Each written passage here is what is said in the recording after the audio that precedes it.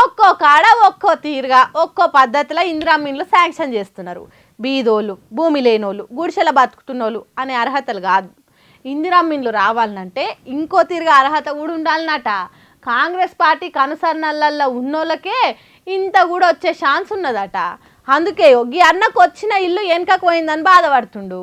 రేవంత్ రెడ్డి గారు ఏం చెప్పారంటే అరువులైన ప్రతి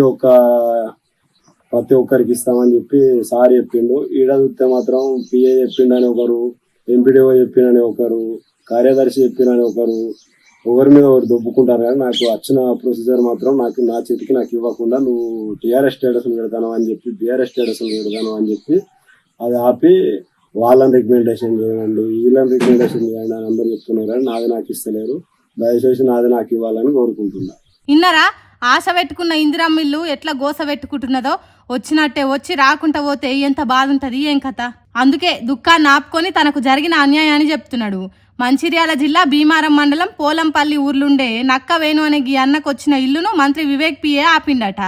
ఎందుకు ఏమిటని అడిగితే పంచాయతీ కార్యదర్శి అసలు ముచ్చట చెప్పిందట. బీఆర్ఎస్ పార్టీ ఆవిర్భావ దినం నాడు నక్క వేణు కేసీఆర్ ఫోటో స్టేటస్ పెట్టిండట. అట్లెట్లా పెడతాడనే కావచ్చు వచ్చిన ఇల్లు ప్రొసీడింగ్స్ ను ఆపేసిండ్రట. అంటే తెలంగాణలో ఉన్న ప్రతి పేదోనికి ఇండ్లిచ్చుడు అర్హతను బట్టి కాదన్నట్టే కదా. ఫస్ట్ సర్వేలు వచ్చిన ఆఫీసర్లు వేణు ఇల్లు వాకిలు చూసి ఇందిరమ్మ ఇల్లు ఇచ్చేతందుకు అర్హుడని లిస్టుల పేరు రాసిండ్రట. తర్వాత ప్రొసీడింగ్స్ కూడా ఇచ్చిండ్రట. కానీ కాంగ్రెస్ లీడర్లకు అప్పుడు ఎప్పుడో బీఆర్ఎస్ పార్టీ ఆవిర్భావ దినం నాడు పెట్టిన స్టేటస్ యాదికొచ్చినట్టున్నది. ఎంబటే దాన్ని ఆపాలని ఉపాయం చేసి వేణు నోటికాడి ముద్దను ఎగ్గొట్టినట్టు చేసిండ్రు. తినే అన్నంలో మట్టి పోసినట్టు చేసిండ్రు. మంత్రి వివేక్ పిఏ ఇదంతా చేసిండని అంటుండు వేణు. కాంగ్రెస్ పథకాలు రావాలనంటే, ఇందిరమ్మ ఇండ్లు కావాలనంటే వేరే పార్టీ మీద ప్రేమ ఉండొద్దు.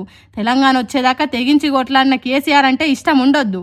ఒగాలున్నా దాన్ని సెల్ ఫోన్లలో స్టేటస్లు పెట్టి కాంగ్రెస్ పార్టీ వాళ్ళ కంట్ల వాడొద్దన్నమాట.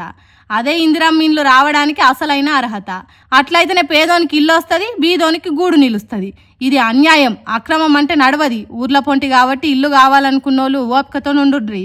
తర్వాత ఎలక్షన్లు వచ్చినప్పుడు ఏం చేయాలనో మీకు తెలుసు కదా అని సలహాలు ఇస్తుర్రు. ఊర్ల పొంటి కాంగ్రెస్ పార్టీ చేస్తున్న రాజకీయాలను చూస్తున్నోళ్ళు.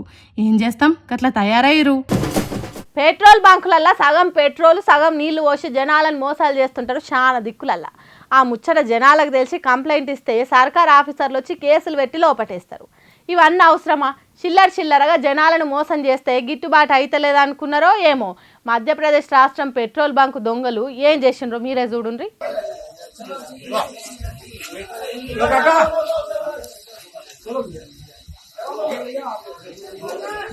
కొడితే ఏనుగు కుంభస్థలాన్నే కొట్టాలే అనుకున్నారేమో. సామాన్య జనాలను మోసం చేస్తే కిక్కు వస్తలేదు కావచ్చు. ఏకంగా సీఎం కార్ల కాన్వాయ్కే కల్తీ డీజిల్ నింపిండ్రు ఈ పెట్రోల్ బంకుల పనిచేసే సక్కని పనోళ్ళు.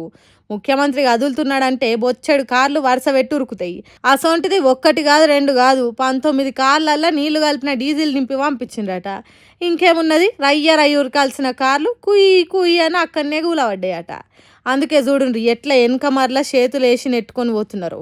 అసలే ముఖ్యమంత్రి కాన్వాయ్ నడుమిట్లకు పోయి సతాయించితే ఎట్లా అని కార్లున్న డీజిల్ పరీక్షలు చేయిస్తే డీజిల్లో నీళ్లు పుష్కలంగా కలిపినరని తేలిందట.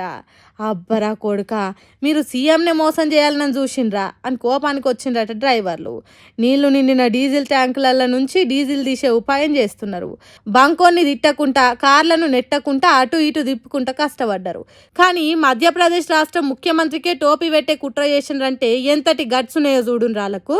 బంకు కాన్నే కార్లు ఆగినాయి కాబట్టి ఏం కాలేదు, కానీ సీఎం ఎక్కడికన్నా పోతుంటే నడి రోడ్డు మీద ఆగి సతాయించితే ఇంకెట్లుండేది.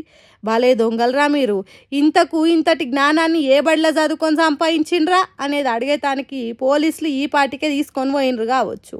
కానీ బంకులల్లో నీళ్లు కలిపి మోసాలు చేసేటోళ్లకు బ్రాండ్ అంబాసిడర్లుగా కొలుస్తారు కావచ్చు. వీళ్ళ టాలెంట్ తెలిసి మధ్యప్రదేశ్ బంకుల పనిచేసే దొంగల మజాకా అన్నట్టు చేసిండ్రు. ఇప్పుడు ఈ ముచ్చట తెలిసిన దేశ పబ్లిక్ ముక్కు మీద ఏలేసుకుంటారట. అట్లుంది మరి బంకోళ్ళతోని.